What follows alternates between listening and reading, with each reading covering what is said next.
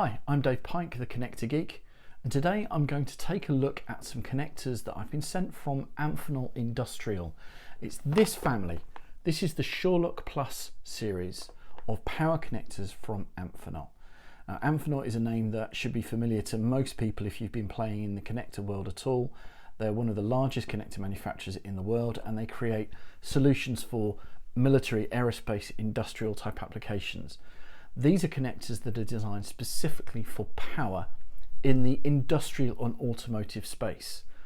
Now, automotive energy is something that we're hearing lots about at the moment. People are talking about electric vehicles, whether it's the battery operated type or hybrid types. So we're talking about large batteries that are built into the vehicles and they need electrical connection to the rest of the vehicle. But it's not just the kind of family car that we see sitting on the drive. E-mobility, the idea of devices that will allow you to traverse around an urban environment, things like e-scooters and e-bikes, are also a big market. This connector is designed to solve problems for both of those types of applications. But even beyond mobility and beyond automotive, lots of consumers are looking to create new ways of generating their own electricity and storing it on site, whether that's to supplement and reduce the cost of the energy that they take from the conventional grid, or whether that's to make themselves independent completely of an electrical grid and manage their own power generation. In all of these cases, connectors are vital in carrying power from one place to another, and there are various things that are going to be vital for this type of thing, not least safety, but also capability and things like environmental sealing. The SURLOK Plus has been designed with these in mind. So let's take a look at some of the products within this family and see whether we think that they're going to be perfect for this kind of application. And the first thing to see is that the family actually includes lots of different sizes for different applications. They all will do up to 1000 volts, but they start at 100 amps and go up to 300 amps depending on the size. Now that makes them suitable for lots of different applications. E-scooters and e-bikes will not need such a great current, but obviously we're talking about hybrid vehicles.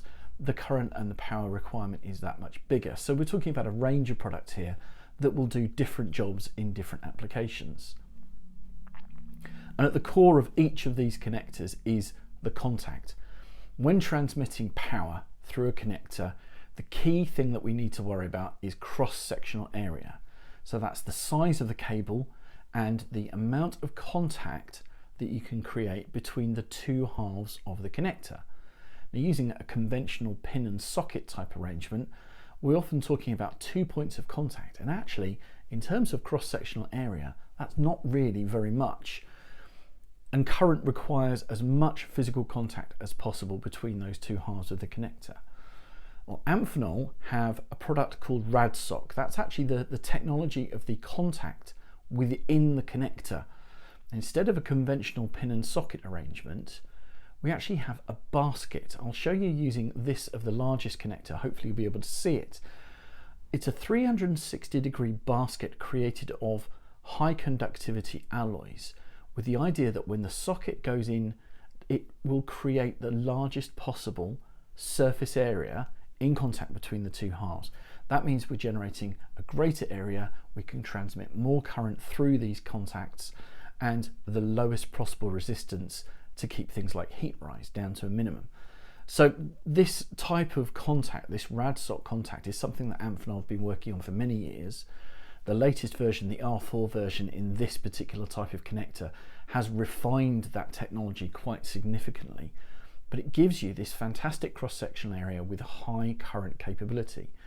It does a couple of other things as well. It actually keeps the mating force down to a minimum, so you can see, although this is quite a large connector, it's relatively easy to plug and unplug with just fingertip pressure. And that's quite exceptional for this kind of contact, where we're talking about big, powerful terminations that need to be made. The other thing that we need to talk about in terms of connectors of this kind is safety. When we are looking at current ratings of 300 amps at 1000 volts, there is a very serious safety concern. Anybody actually getting their fingers on a live terminal will suffer significant injury, potentially even worse. So one of the things that this connector does is, alongside the design of the contact itself, it places features that stop you getting your fingers on the actual live contact. So that makes them ideal for any kind of application where things need to be plugged and unplugged in a workshop environment. Hopefully members of the public won't necessarily be using these, but obviously we have to be very careful of things like workshop technicians. We need to make sure that these systems are safe for them. So the contact is very capable. Let's look at the actual housing that it goes into. The housing is made of thermoplastic, and it's a high temperature thermoplastic. It goes up to 125 degrees C. Now that's perfect for applications under the hood in the engine compartment where they can get quite warm, and you're talking about maybe the ambient temperature rising because of the current that you're carrying through these connectors. 125 means that they are able to cope with quite extreme conditions. And you'll see from this particular type that it is very robust. It is well built. I'm quite impressed by the quality and the sheer toughness of this housing.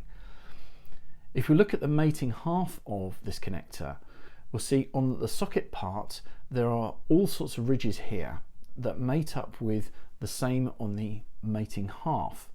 The idea that once they're actually plugged in, it stops the connector rotating unnecessarily. This can be a problem in certain applications. There are versions of this connector that are rotational, so that they will rotate freely if we're in an industrial application, for example, where a piece of machinery needs to move about and you need the power connector to flex.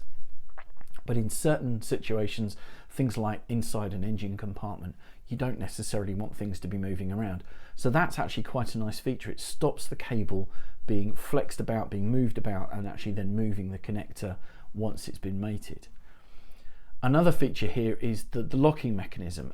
Lots of circular connectors like this use a screw locking mechanism, and that sometimes can be difficult in confined spaces because you need to get your hand to a locking collar, whether it's a bayonet or a screw type. This is a push-pull situation. It is a push lock, and there's a latch that closes when you actually make the two connectors together. And under normal circumstances, that will then keep the connectors mated under potentially quite high vibration environments.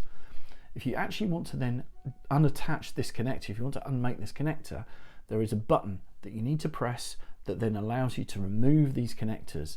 And that actually gives it an enormous safety factor for any kind of situation where people need to be getting into an engine compartment. These things won't come apart unless you actually intend to work on them. If we take a look at the back end of the connector, especially the cable connector here, these connectors are designed to be IP67, so that's splash proof and able to resist the kind of environment that you'll find in an engine compartment or on the outside of a building. They're not designed to be immersed. These are not an IP68 type connector, but they are designed to withstand the kind of normal everyday elements that you might find in that external environment. You'll see that there, well, you might not see through the camera, but there is an O-ring down at the bottom of the receptacle that will mate up with the front part of the plug there. That provides the sealing at the mating face. At the back end of the connector, we have this back shell arrangement, and there is a grommet, a rubber seal that goes inside the back shell through which the cable will run. As you tighten up that back shell during installation, that will squeeze onto the cable to provide a 360 degree shield at the back end of the connector. If you look at the panel mount receptacle, there is also a rubber grommet at the back, a seal that will go onto the panel that will again keep the equipment within the enclosure dry and safe. They are IP67, they are also IP69K, which is something that we've heard lots about recently. This is the idea that people might use dynamic high pressure sprays to clean down equipment. They are designed to cope with that environment as well. So these are quite a capable set of connectors. In the box there was no cap. I was surprised to see that there wasn't a cap. We always have to remember that the vast majority of connectors are not sealed when they're unmated. So if you leave a cable unconnected, both halves are not waterproof. Again, most of these connectors won't be unplugged in an operational environment. They'll be plugged in the engine compartment or when the battery system is installed, and until they need to be maintained, they'll stay in place. but there might be a need for during transportation or during transit where you might need to leave a connector unplugged. There isn't a cap within this kit, but I have looked on the documentation. There are sealing caps available that will prevent contamination getting into the connector and potentially damaging it. So it's not designed for constant use. It's not designed to be plugged in and out thousands of times. This is a connector that joins up to the battery pack, stays in place during use, and then is disconnected during maintenance, for example. So from that point of view, they're sealed, they're highly robust, they cope with high temperature ranges, and the contact inside is actually really capable. We're talking, for the smaller sizes, I'll remind you, it's 100 amps per pin. For the bigger sizes, we're going up to 300 amps per pin at 1,000 volts. So this is very much putting us into the territory of automotive batteries. I must say I quite like these. These are an alternative to some of the more traditional and maybe slightly clunkier power systems that you might have seen in the past.